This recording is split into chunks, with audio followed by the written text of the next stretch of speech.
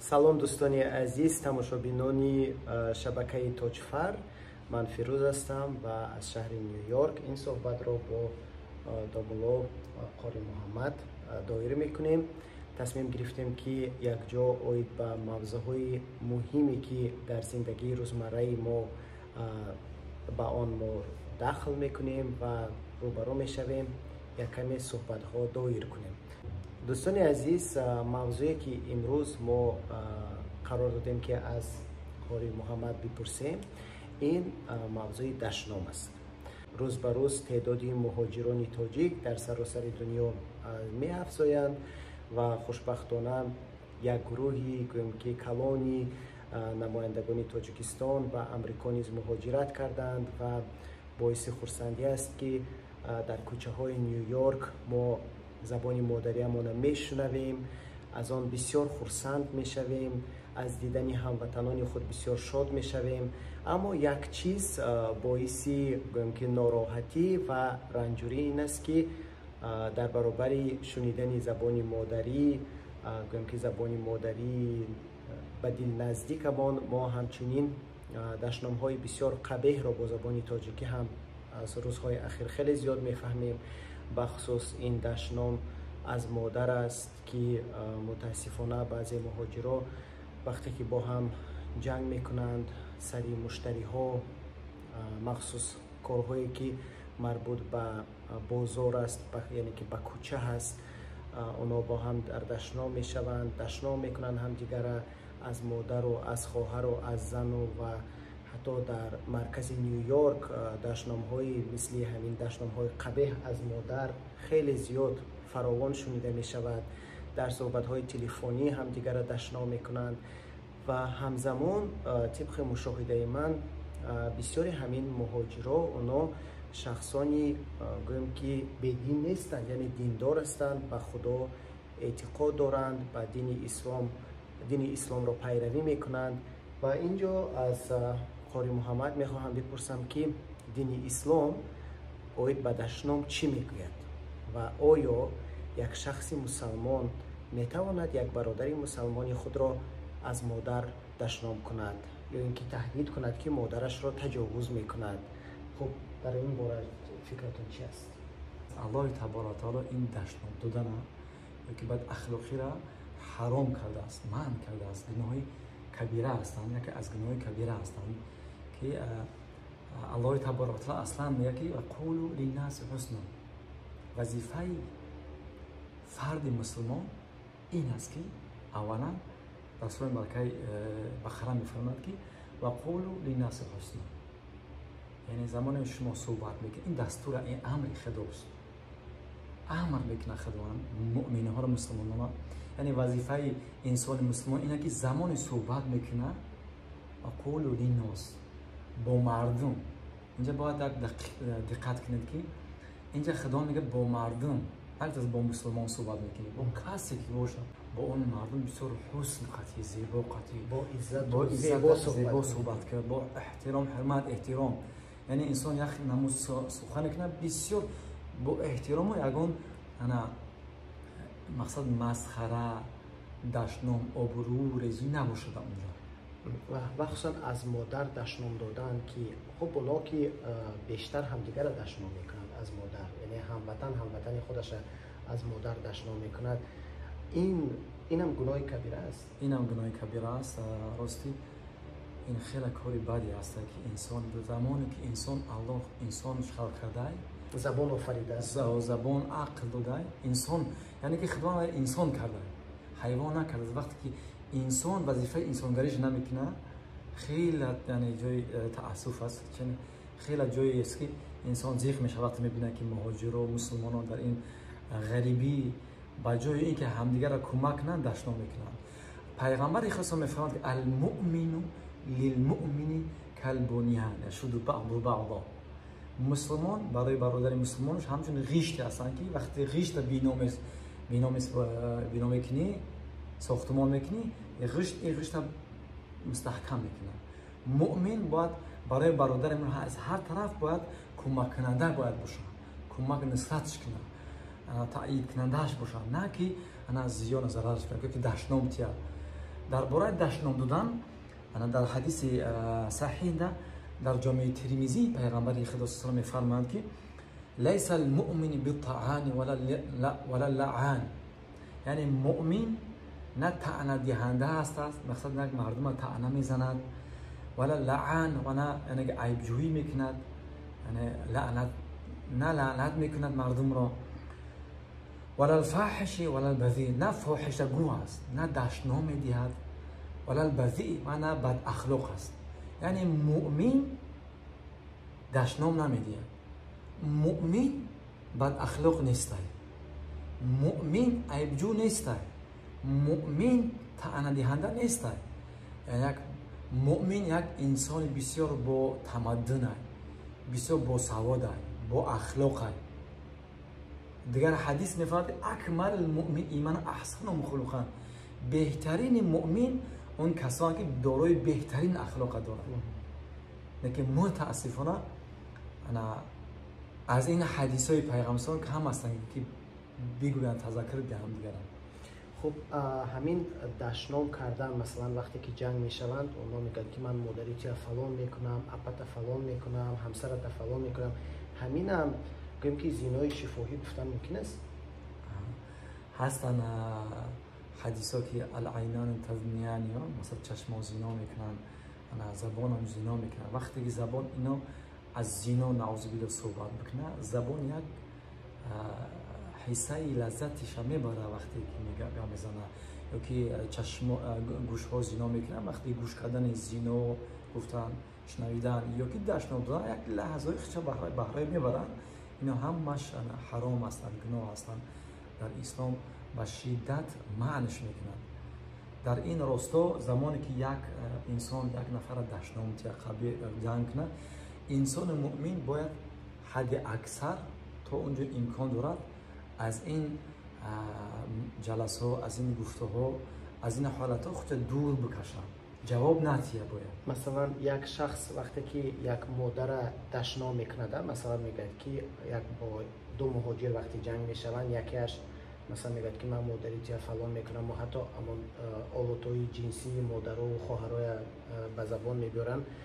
به فکر من که همین بی‌عدالتی است که وقتی یک مادر و خواهر که به اون ماجرای دو مرد که کار ندارد، اما در وقتی گویم که حل کردن بحث یا اینکه تهدید کردن، اونا تهدید میکنند که من مادر یا خواهر یا تجاوز میکنم. همین مثلا یک مسئله بسیار نازک است. اینه چقدر بها دادن ممکن؟ بله، برای چون که در مردم ما زن، مادر اینا نشانه های ناموسند و هیچ یک که مردی که خودش عزت میکند اون نمیتواند که در مقابل این دشنام ها خاموش ایستد. او بعد در جواب اونم حق خورد میکنه. نه که راستی اولش این طرف بریم، وقتی اپا و خواهری که اون برادره که موردی دشنام مسئله قرار گرفته، برای ویا بله این چیزی بگیم ناراحت کننده هست بشنوه در ادریس و یا چیزی نخوب بردن، برای اونها فایدهش میرسه، گناهاش کم میشود و این برادر خواهر که این کار کرده این گناه میگیره. از طرفی که وقتی انسان گره که دشنام داد حرکت کنه که از دشنام گریزه، جواب نتیه. چون در این راستا الله سبحانه و تعالی در سوره مبارکه فرقان میفرماید که اعوذ بالله و عباد الرحمن الذين يمشون على الارض هونا و اذا خاطبهم الجاهلون قالوا سلاما. تمام بندگان مؤمن مسلمان ها بندگان خداوند هستند، اما از مبین این بندگانش بعضی گروه بندگان خاصی رحمان خدا هستند که او را خداوند بسیار دوست می‌دارد. پس یکی از صفات‌های بندگان خاص خداوند این است که خداوند می‌فرماید که و اذا خاطبهم الجاهلون قالوا سلاما. زمانی که جاهلان یعنی که حمله بکنند، دشنام کنند، ناسزایی بگویند برای این برادر بندگان رحمان، اینا قالوا سلاما، اینا میگویند سلام بر شما، یعنی که با اونها جواب نمیده، با اونها دشنام نمیگوید، حدی اکثر تا اونجا امکان است از اینها دوری میکنه. اما این سزای بدزبان کی میدهد؟ این ما در قیامت عذاب سنگین میچشه انسان. برای بدگوییش. چون که شما اینا چیزای ساده و آسون نیستن و توغری بفهمید که یعنی این چیزای اصل میداده اسلام. چون که پیغمبر اسلام میفهمه که کل مؤمن علی مؤمن حرامه، هر یک مؤمن بر مؤمن حرام است. چیست؟ دماءه، یعنی که نفسش و عرضه، ناموسش و ماله حرام است. یعنی که همین چیزها بر برادر دیگر حرام است که هر یک مسلمان باید نباید در برادر مسلمان انا فند کنه، مالش بگیره یا که بر ناموسش تجاوز کنه، چی دشنام چیزی که باشه یا حرام است. دشنام هم تجاوز بر ناموس است. بر ناموس است. چون که بر ناموسش میرسد و اون با گویم که با کاری بد تحریک میدهد. بله، همه اینها گناه کلان هستند، یعنی که آسون و ساده نیستند. در ادامه حدیث پیامبر اسلام میفرماید که حسب امرئ من الشر ان یحقر اخاه المسلم. همین کافی است که برای انسان برادرش تحقیر کنه، همین کافی است که انسان بد میشود. بد بودن همین انسان کافی است، یعنی تحقیر کردن برادرش همین بس است که انسان بسیار بد باشد. البته دوستانی عزیز میگویند که هموطنای دیدنش در مسافرت شخص از آن جهت خرسند می شود که فکر میکنی که یک خویشت دیدی، یعنی تنها خودت احساس نمی کنی و بسیار واقعا بد است وقتی که اعتماد به هموطن شکسته می شود و مخصوصا از جانب یک هموطن، یک برادر خود تحقیر می شنود شخص. این بسیار بد است.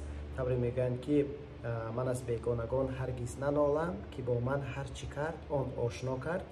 و البته خوب است که ما آن آشنایی نباشیم که به همدیگر ضرر میرسانیم، بلکه آشنایی باشیم که به همدیگر برعکس کمک میکنیم. و واقعا در دین اسلام هم میگویند که دل آزاری این گناه بسیار بد است و هرچند شخص میتواند سالها نماز خواند، روزه بگیرد، اما از زهر زبانش اگر یک کس آزار یابد این گناه است و فکرم که گناه کلان.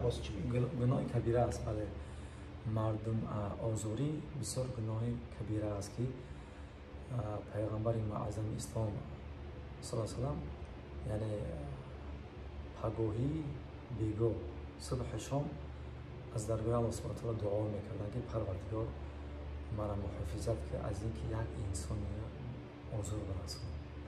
تصور کنید که برادران عزیز که زمانی که پیغمبر اسلام این حذر میکردن از مردم آزاری، تا اونجا را به الله پناه میبردن و هر یک صبح شام پناه میبردن، دعا میکردن. ولی ما و شما که بنابر همین یعنی ما و شما کوشش کنیم همیشه خیر بگیم، همیشه سوال خوب بزنیم، یعنی فایده مو برای مردم برسن. این حدیث بگم که پیغمبر میفرماید که خیر الناس انفع الناس، بهترین مردم با فایده ترین مردم است. اگر ما بخوایم که بهترین مردم بشیم، همون قدر فایده مو زیاد برای مردم، برای خواهر و برادر، برای جامعه مو برسه. و در سوره فلق هم خداوند مخصوصا همین سوره رو برای آن نازل کرده است که مؤمنان آن را بخوانند و از حسودان به خدا پناه برند. و من به همین در همین وقتی مناسب استفاده کرده به شما مراجعت کردم. میخوام که دوستان عزیز کوشش کنید که از حساب حسودان نباشید که برای حمایت از شما مؤمنان دیگر سوره فلق بخوانند و به جای از بیگانگان پناه بجویند، از خودی برادر یک مؤمنش از خداوند پناه جوید که از شر زبان و شر بدخواهی او را حفظ کند. خب دوستان عزیز، صحبت باقی و من آرزو میکنم که زندگی شما در مهاجرت خوب و برقرار می شود و در مورد دشنام فکری شخصی من این است که پدر و مادر و خواهران دوستان شما گناه ندارند که شما یک ماجرای در میان شما پیدا شد. کوشش کنید که ملت خود را، هموطن خود را احترام کنید و در مهاجرت من فکر میکنم که هر یکی ما در علاهیدگی سفیر کشور خود هستیم. از صحبت، از مناسبت به همدیگر ما در الوهیدگی وطن و ملت و فرهنگ و مدنیت و کی بودن دین خود معرفی میکنیم. خب صحبت باقی اگر علاوه گفتنی باشد مرحبا. اما خیلی در اخیر یک حدیث میگم در مسند امام احمد حنبل میگه که پیغمبر صلی الله علیه و آله که المسلم من سلم الناس من لسانه. مسلمان کی است میگه؟ مثلا میگه مسلمان المسلم من سلم الناس من لسانه.